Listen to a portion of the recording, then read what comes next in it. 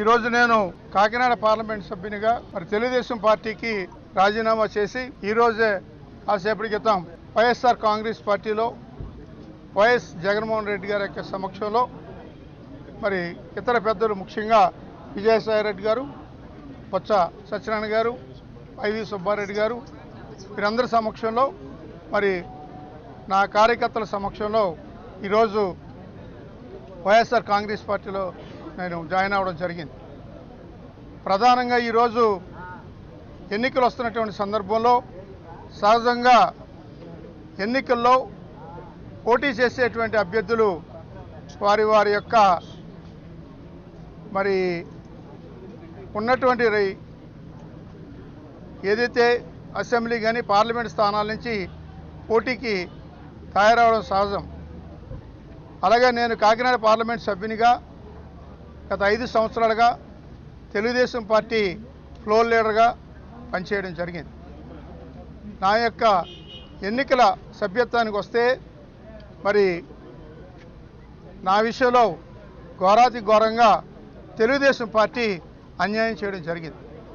ఎందువల్లంటే మా కుటుంబ నేపథ్యంలో సహజ సిద్ధంగా మరి ప్రజల పక్షాన ప్రజల కోసం పనిచేసేటువంటి కుటుంబం మాది మా ఏరియాలో.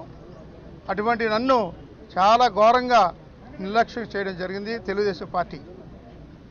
నేను ఎంతో కమిట్మెంట్తో పనిచేసేటువంటి ఒక కార్యకర్తగా, ఒక రాజకీయ నాయకుడిగా గత 2004లో డాక్టర్ వైఎస్ రాజశేఖర రెడ్డి గారి యొక్క ఆయన మంత్రివర్గంలో మరి ముఖ్యంగా ఆయన యొక్క ఆయన యొక్క శాసనసభలో నేను ఒక సభ్యునిగా పనిచేయడం జరిగింది.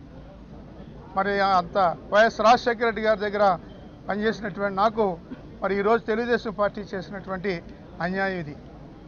అలాగే 2009లో కూడా నేను శాసనసభకు 2వసారి ఎన్నికవడం, 2009లో రాష్ట్ర కేబినెట్ మంత్రిగా ఉమ్మడి రాష్ట్రానికి పనిచేయడం జరిగింది. మరి ఈరోజు ఆంధ్రప్రదేశ్కి తీవ్రమైనటువంటి అన్యాయం చేయడం జరిగింది కాంగ్రెస్ పార్టీ. దాని పరంగానే ఈరోజు రాష్ట్రం 2 ముక్కలు అయిపోవడం జరిగింది. ఈ నేపథ్యంలో నేను అప్పట్లో కాంగ్రెస్ పార్టీకి రాజీనామా చేసి తెలుగుదేశం పార్టీలోకి మరి రావడం జరిగింది. అటువంటి నన్ను ఈరోజు తెలుగుదేశం పార్టీ చాలా నిర్లక్ష్యం వహించడం జరిగింది. మరి మేము ముఖ్యమంత్రి గారిని కలిసాం, మరి నా సతీమణి వాణి, నా కుమారుడు కలిసి మరి నేను పార్లమెంట్ సభ్యునిగా పనిచేయడం జరుగుతుంది.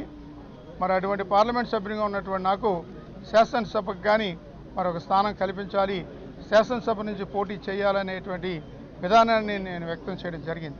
అయినా సరే మరి ఎక్కడ కూడా ఏ రకంగానూ కూడా పట్టించుకోకుండా ఒక సీనియర్ నాయకుడిగా, ఒక పార్లమెంట్ సభ్యునిగా ఉన్నటువంటి నన్ను ఈరోజు తెలుగుదేశం పార్టీలో ఉన్నటువంటి మరి ముఖ్యమంత్రి స్థాయి నుంచి జిల్లా స్థాయి వరకు ఉన్నటువంటి నాయకత్వం కూడా ఎక్కడ కూడా పట్టించుకునేటువంటి పరిస్థితి కనపడడం జరిగింది. మరి అక్కడికి 3 సార్లు వెళ్ళి మేము అడగడం జరిగింది సీటు కోసం అని. ఎందుకంటే ప్రజల కోసం పనిచేసేటువంటి మాకు మరి ఏదో రకమైనటువంటి అధికారిక పదవి ఉండాలి అనే ఉద్దేశంతో ఆ రకంగా మేము కోరడం జరిగింది. కానీ ఎక్కడ కూడా ఏ రకమైనటువంటి సమాధానం కానీ ఏ రకంగా అనేటువంటి నాకు సహజంగా ఈరోజు అనారోగ్యంగా ఉండడం జరిగింది. మరి అటువంటి పరిస్థితిలో ఉన్నటువంటి నాకు మరి కనీసం ఎంచాలంటే ఒక ఉదాహరణ చెప్పుకోవాలి. ఈరోజు నాకు తెలుగుదేశం పార్టీలో మొన్న పార్లమెంటు సమావేశాల్లో కూడా మరి చాలా గట్టిగా మరి పోరాటం చేశాం మన ఆంధ్రప్రదేశ్ సంబంధించినటువంటి ప్రత్యేక హోదా గురించి. కానీ ఇన్ని రకాలుగా నాకు చేసినటువంటి నాకు ఏ రకంగానే కూడా ఉపయోగపడినటువంటి పరిస్థితి ఈరోజు తెలుగుదేశం పార్టీలో కనిపించడం జరిగింది. ఈరోజు ఇంత అనారోగ్యంగా మరి మేము తిరుగుతున్నా సరే ఎక్కడ కూడా పట్టించుకోకుండా, ఎక్కడ కూడా ఏ రకంగా కూడా గౌరవం ఇవ్వకుండా వదిలేసినటువంటి పరిస్థితి. ఒక ఉదాహరణ చెప్తా ఉన్నాను. ఒక రాజకీయ నాయకుడికి ఎవరికైనా సరే ఒక అనారోగ్యం పాలవుతే ఒక పార్టీ పరంగా వారు ముందుకొచ్చి కాపాడవలసినటువంటి బాధ్యత కూడా ఉంది. ఈరోజు గతంలో 2004లో వైఎస్ రాజశేఖర రెడ్డి గారి మంత్రివర్గంలో మరి మనందరికీ తెలుసు జక్కమూడి రామ్మోహన్ రావు గారు మంత్రిగా చేసేవారు, R&B మంత్రిగా చేసేవారు జక్కమూడి రామ్మోహన్ రావు గారు. తర్వాత రాజశేఖర రెడ్డి గారి యొక్క మరి ఆయన యొక్క చిత్తశుద్ధి కానీ రాజశేఖర రెడ్డి గారి యొక్క కమిట్మెంట్ కానీ ఆయన నమ్ముకున్నటువంటి వారికి ఏ రకంగా చేస్తారని దానికి ఉదాహరణ R&Bగా చేసినటువంటి జక్కంపూడి రామ్మోహన్ రావు గారిని ఆయన ఆ పని చేయలేకపోతా ఉన్నారు. అనారోగ్యం పాలవుతూ ఉన్నాడు అన్న ఉద్దేశంతో ఎక్సైజ్ శాఖ మంత్రిగా ఇవ్వడం జరిగింది.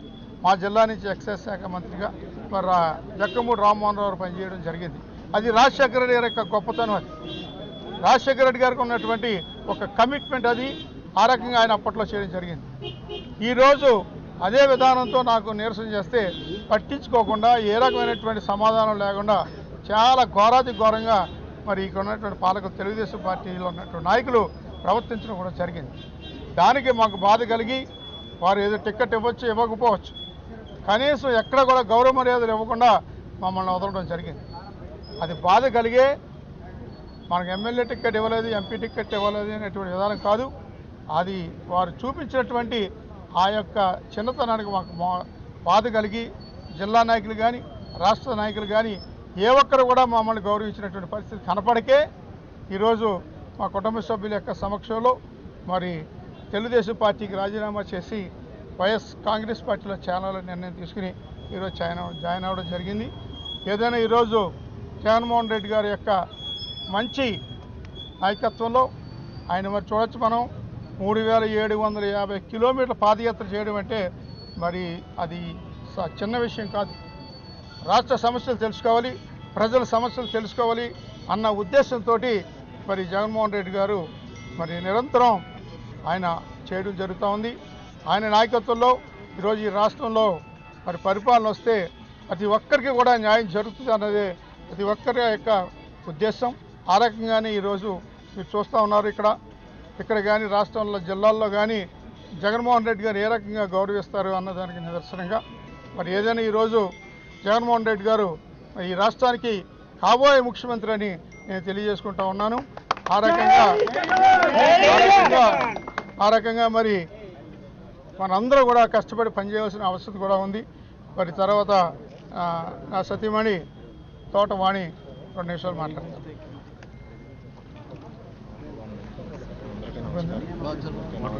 అందరికీ నమస్కారం అండి. నేను ఈరోజు వైఎస్ఆర్ కాంగ్రెస్ పార్టీలో పెద్దలు విజయసాయి రెడ్డి గారు, ద్వారపూడి చంద్రశేఖర్ రెడ్డి గారు, బొత్స సత్యనారాయణ గారు వాళ్ళ సారథ్యంలోనే మేము వైఎస్ఆర్ కాంగ్రెస్ పార్టీలో జాయిన్ అవ్వడం జరిగింది. జగన్ గారి సమక్షంలో జాయిన్ అవ్వడం జరిగిందండి. ఇది ఎంతో శుభసూచకంగా నాకు అనిపిస్తుంది.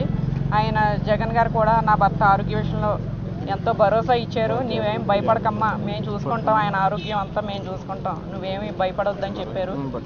నేను 3 సార్లు చంద్రబాబు నాయుడు గారి దగ్గరికి తిరిగానండి. ఆయన నుంచి ఎటువంటి రెస్పాన్స్ కూడా లేదు.